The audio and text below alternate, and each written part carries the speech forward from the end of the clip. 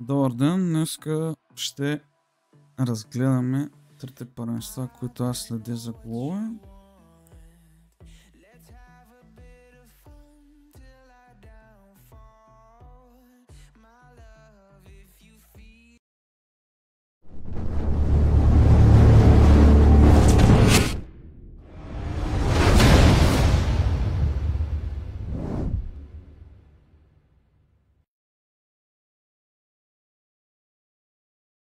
Започваме с английската висша лига. Първият матч е Брайтън Лийдс.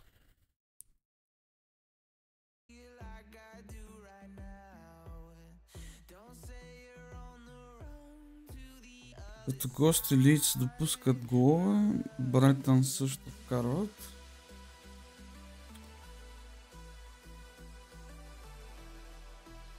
Фулъм Увърхемптън.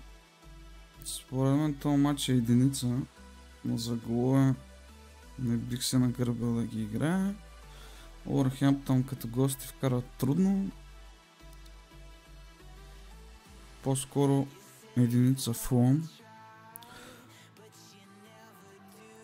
Бърнли Арсенал пропускам. Чакам Арсенал пак да бият с 1-2 гола. Играят супер защитно Арсенал.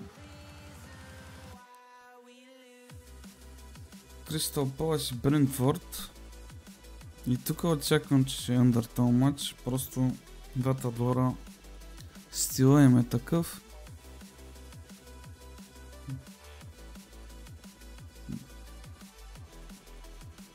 Nottingham Forest, Manchester United е следващия матч. Помакаем и Спирито Санто, но бърках така голям лапсус. Шон Дайс е новият тренер на Nottingham Forest. По принцип го знаем, че играе доста защитно.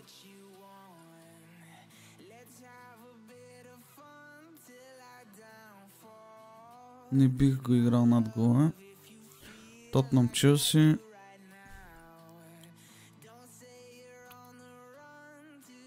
Лондонско дерби. Тотнъм са доста стабилизираха с Томас Франк. Играят доста дисциплиниран футбол.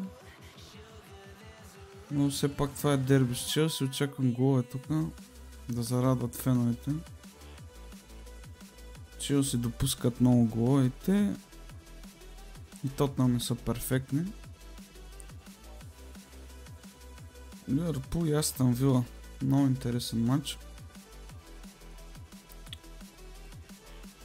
Кризата в Ливърпул продължава.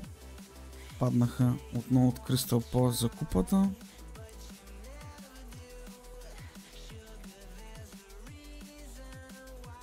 Очаквам да има голове в този матч.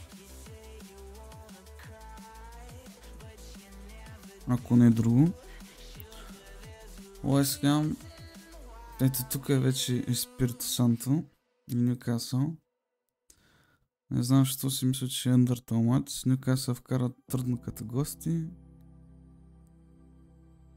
Уест Хем са доста колебливи, но очаквам лека по лека португалския им тренер да ги вкара в пътя. Манчестър Сити Борнемут.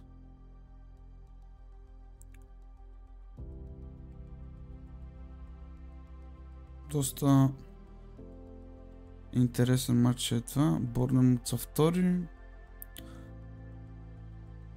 Много силен старт на сезона направиха.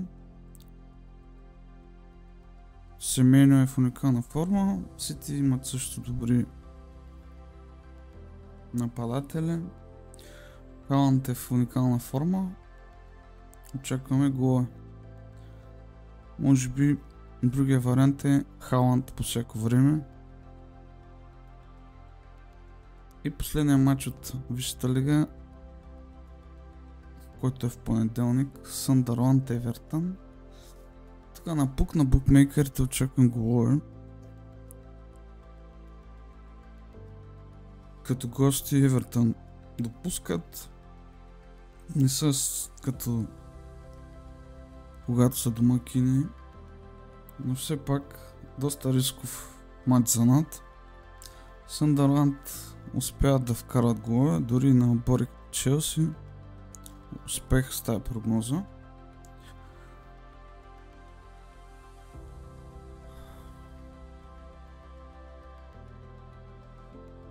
Не забравяйте да ни последвате. Можете също така да джойните Discord канала ни. Там има доста прогнози на живо. И продължаваме с следващото първенство.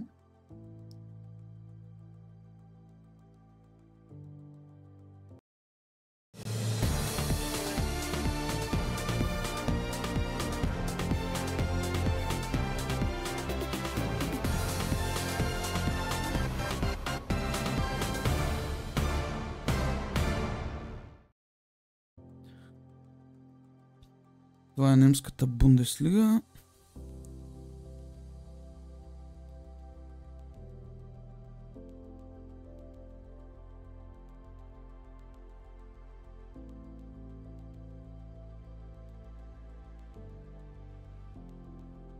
Днес в петък има един немски матч, Аусбург Дортмунд. Според мен тази линия 3-5 е височка. Бих ги изчакала, ако случайно се закучат, да ги игра над 2-5, но 3-5 е висока. Не е невъзможно. Събота Лайпциг Штутгарт. Същото нещо. Винаги когато съм ги играл Лайпциг на 3-5, свършат 2-1 или общо казвам с 3 гола в матча.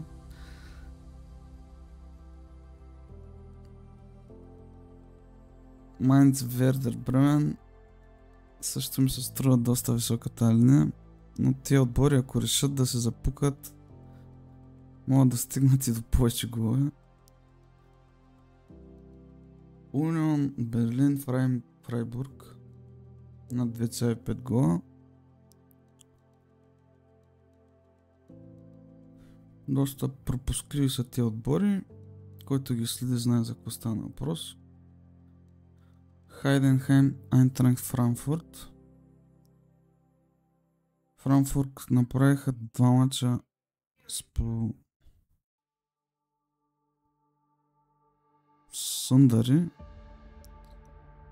Мисля, че е време да се пробват за над.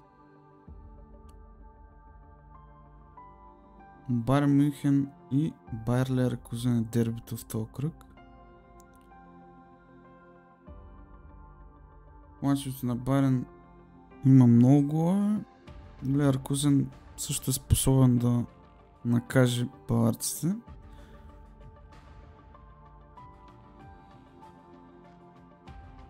Резонно според мен е да има 4 гола в този матч. Следващото първенство, което ще разгледаме, е Ередивизия. Не забравяйте да се абонирате за канала. Така ще виждате прогнозите.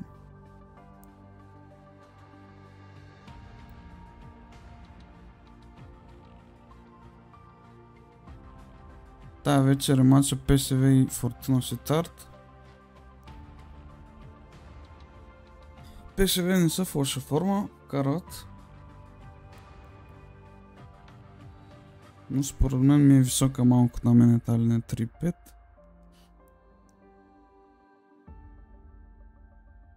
Може би, ако има късмет да ги фанем над 2,5 на живо. Аякс Хейренвен.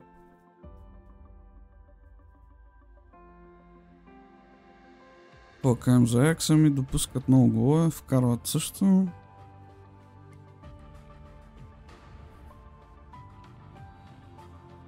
Нак Бреда, Go Ahead Eagles. също ги пробва над. Също отбори, които са доста пропускливи. Фейенорд и Волендам. Тук една прогноза му дам. Айозе Уеда от Фейенорд по всяко време. Мисля, че момчето си играе и днес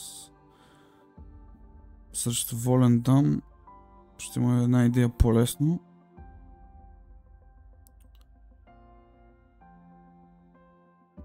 Линията 3,5 гола е доста завишена. Може би ако падне на над 2,5, но и коефициента ни се струва като цяло. Хераклис Цволя на 2,5 гола, Спарта и АЗ Алкмар също. Тук обаче линията е даже 3,5. Но също е постижима, който следи холандското първенство знае. Гронинген Твенте е последния матч на 2,5 гола.